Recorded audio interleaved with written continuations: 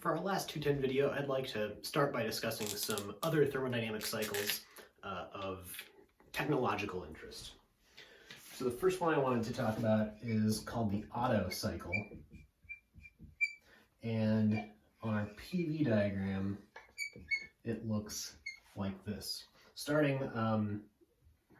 here, we undergo adiabatic compression up to some point that we'll call 2, and then at this point we have a isochoric heating up to point 3, and then adiabatic expansion back down to point 4, and then isochoric cooling down to point 1. So the reason this is important is because this is the cycle that gasoline engines, internal combustion engines, work on. This adiabatic compression is, the piston going into the cylinder, compressing things. 2 to 3, rather than just adding heat from a hot source outside, this heat is added by combustion of fuel with the air. It turns out this doesn't change the thermodynamic properties of the air very much because there is a small amount of fuel molecules compared to the amount of air molecules, and it just doesn't make that big of a difference. You can still model it as if it were an ideal gas of air, just with this amount of heat added. 3 to 4 is the expansion, where now this hot gas pushes on the piston and does work on it that we get out. And then going from 4 to 1, this is actually exhaust. It actually just lets the air out and gets new air in at point 1. In a 4-stroke engine, like in your car, it actually undergoes a cycle like this, where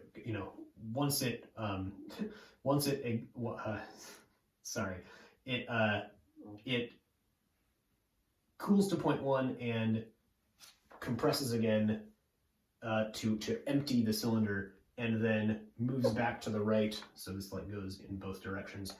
Goes back to the right, sucking in new air and fuel mixture to compress again adiabatically.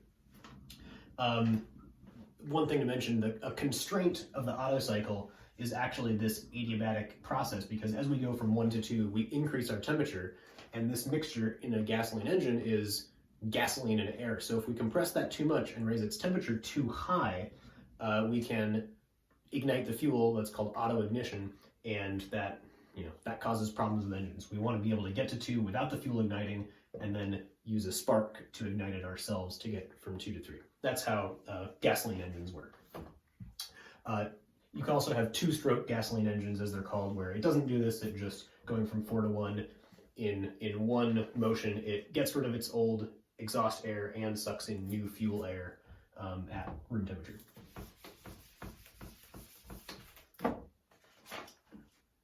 The next cycle I want to talk about is the diesel cycle. So this is, rather than being what gasoline engines use, this is exactly what diesel engines use. And it looks pretty similar. It also has 2 adiabatic processes and an isochoric process over here. The difference being, rather than an isochoric heating process, it is an isobaric heating process. So we start at point 1, we adiabatically compress our air to here, point 2, and then we add heat, or in the case of a real diesel engine, we add fuel at this high pressure. So this compression just happens with air, and then at this really high pressure and high temperature, you start shooting fuel into the cylinder, and as it expands, you put in enough fuel to maintain it at this constant pressure. And then you adiabatically expand and do work and end up back at point 1. One reason this is useful is because this adiabatic compression is not happening with a mixture of gasoline and air, it's just happening with air, you can end up adiabatically compressing your gas a lot more and getting it hotter, and then adding fuel to that. You don't have to worry about this auto ignition. And that is because actually the air is hot enough at point 2 that when you inject the fuel, catches on fire immediately. Diesel engines don't need spark plugs like gasoline engines. They burn the fuel just by adiabatic compression.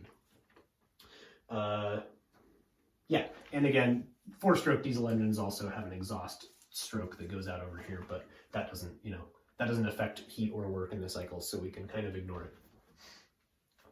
Okay.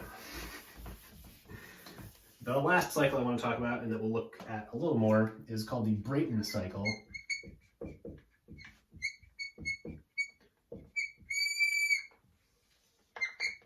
Which is used in gas turbine engines. So like what's used in a natural gas power plant or in turbine aircraft, jet engines, that sort of thing.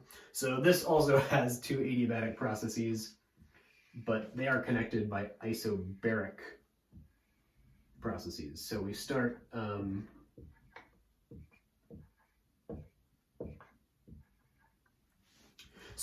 at this point. We compress our air and at the same time let heat come out of it, and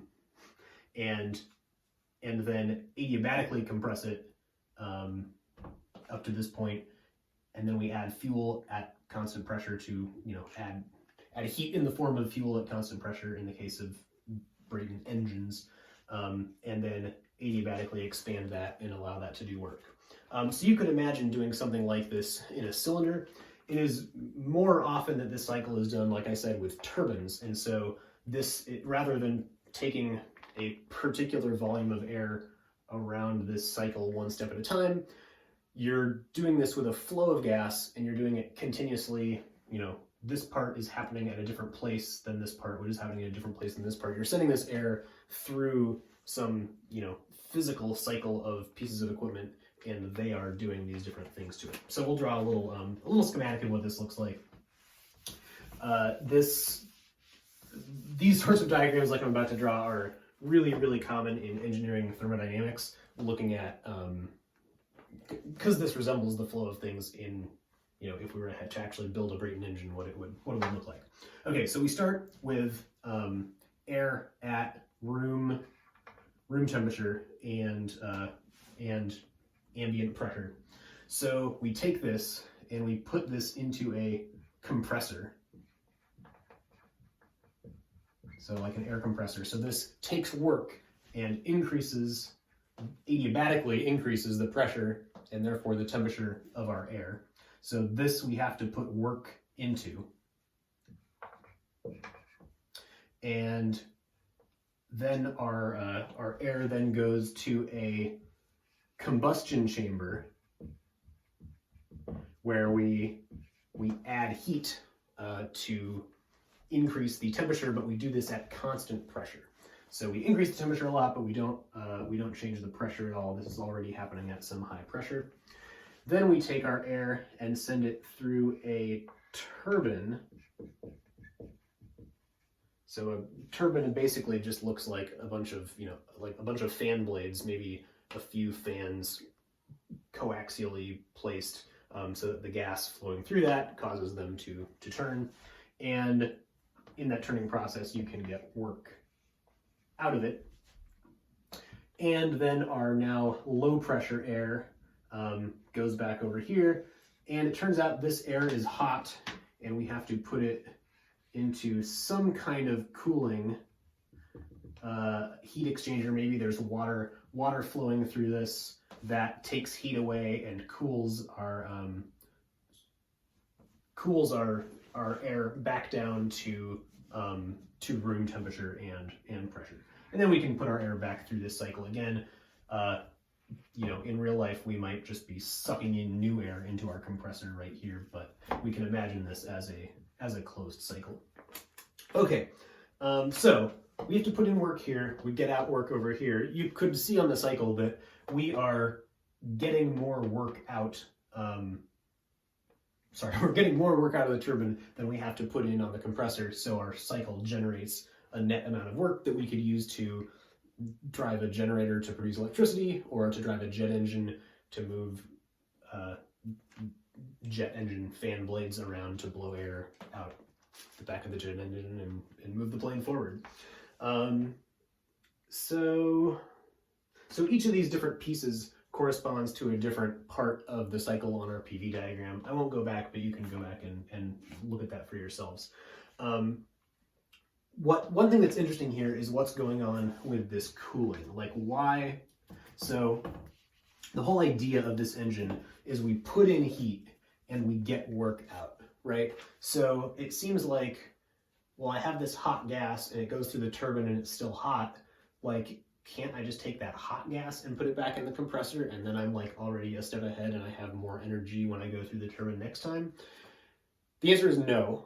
We have to exhaust heat here. We have to end up, we have to remove heat from our working fluid. There are two ways we could see this. One, this is a heat engine, and heat engines have to do that because of the second law of thermodynamics. So that could have been a guess or a reasonable explanation. The other reason we can see this is actually from the thermodynamic cycle, and I'll just draw this back up here really quick. So we had two isobaric processes and these adiabatic processes. So this from here to here is this cooling process. So we are having heat flow out of our gas and we are cooling down to some lower temperature at room pressure, ambient pressure. If we didn't have this step, we would have our gas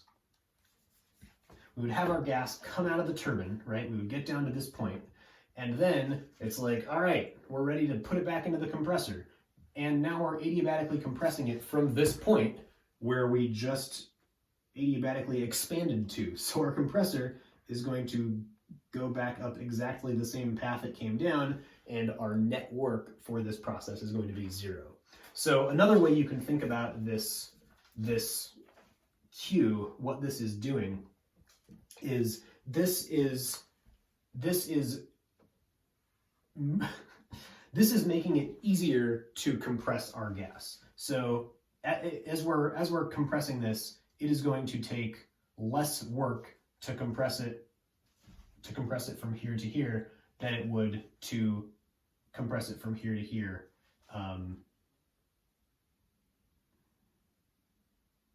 Yeah, strictly that might not be true, but we'll say that's close enough to what's going on. The Q makes it easier to compress the air to a form where we can add fuel and get it through the turbine again. Okay, so that is why we have to remove heat. All right, the last thing to say about the Brayton cycle is I want to talk about its efficiency. And I guess, yeah, I should have left this up here. So our cycle, again, looks like this. On our p-axis, these two isobaric processes are happening at some pressure, right? This one is happening at some pressure P min, this one is happening at some pressure P max. And the book does the derivation of this. I'm not going to derive it for you, but we can figure out the efficiency in terms of the pressure ratio. So that is, the ratio of P max to P min. So we can define that as this variable RP.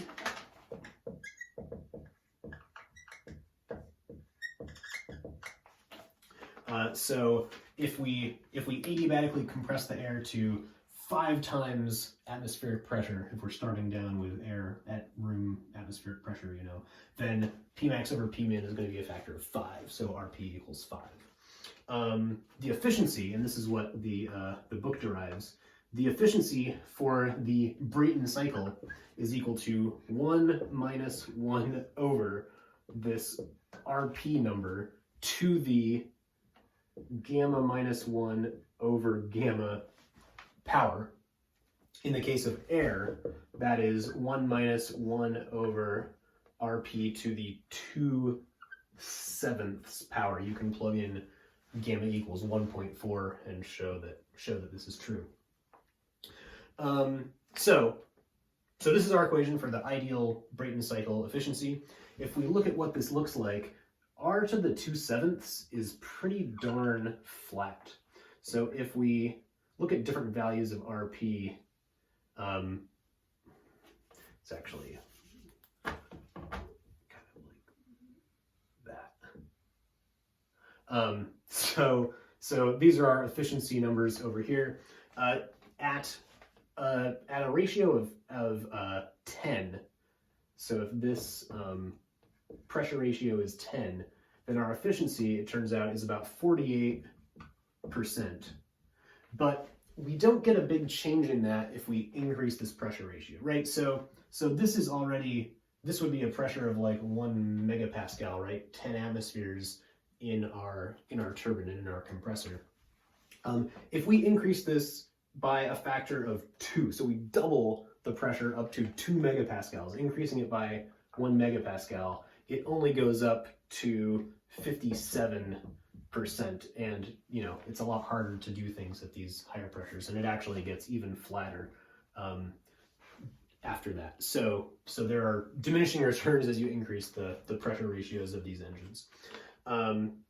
There also is a constraint on this in terms of the temperature here. So the temperature at this point, that's the highest temperature in the whole cycle after you're done adding the heat and before it goes into the turbine. So you're putting hot gas into the turbine, and you would like this to be as hot as possible to get the most work out, but that, you were limited there in terms of your material properties. So the metal blades of your turbine, or sometimes they're made of ceramic or something, I don't know. If you don't want your gas to be so hot that you're going to damage that metal. So this is also a constraint for gas cycles like this. Okay, I'm also going to just give a shout out to other engineering things that have to do with this. So cycles like this, you can also improve their efficiency by adding more steps. So these steps include intercooling, where during the compression, you can actually compress it and cool it and compress it and cool it in multiple different steps and get up to this high pressure, and that increases your efficiency. You can also do something called reheating, where you add heat, adiabatically expand, and then you add heat again and adiabatically expand, and you can do that more than, a few more times also, and that can get you more efficiency. You can also have regenerators where during these